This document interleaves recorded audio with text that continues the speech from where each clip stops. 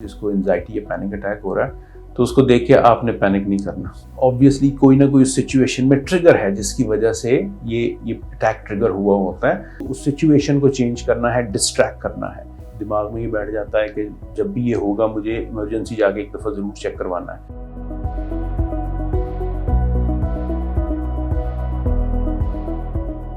जिस शख्स के आसपास आप बैठे हुए हैं जिसको एंजाइटी या पैनिक अटैक हो रहा है तो उसको देख के आपने पैनिक नहीं करना, क्योंकि आप पैनिक करेंगे आपके माथे पे शिकन आएगी, आपके माथे के ऊपर ये मुंह के ऊपर या फेस के ऊपर ये एक्सप्रेशन आएंगे कि आपके कंट्रोल में चीज़ें नहीं हैं, तो उसकी एंजाइटी कई गुना और बढ़ जाएगी।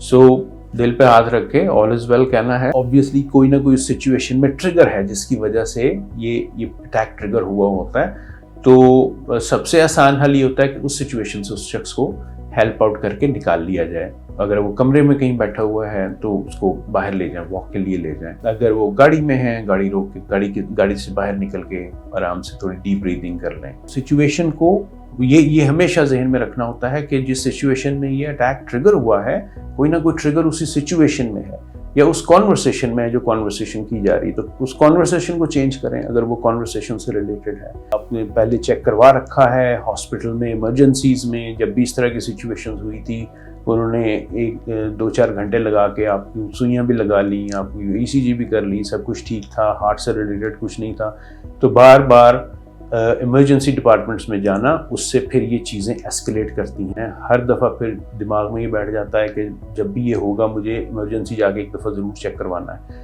वो फिर चीज़ों को एस्केलेट करती है। डॉक्टर को फ़ोन कर देना कि मुझे कुछ हेल्प चाहिए फौरी तौर पे, तो ये फिर फीड करती है इन चीज़ों में, इस विशियस सर्कल को। तो इन्हीं बिहेवियर्स को, इन्हीं टेंडेंसीज को हमने ब्लॉक करना होता है। जितना हमारा दिमाग ये फील करेगा, क्योंकि अगर 2-3 मिनट के अंदर वो पैनिक अटैक गुजर जाएगा तो उसी 2-3 मिनट के अंदर आप भाग खड़े हुए हैं हॉस्पिटल को या हॉस्पिटल की तरफ, या आपने डॉक्टर को फ़ोन कर दिया है, तो दिमाग को ये लगा कि नहीं जब भी ये होगा मैंने डॉक्टर को फ़ोन करना।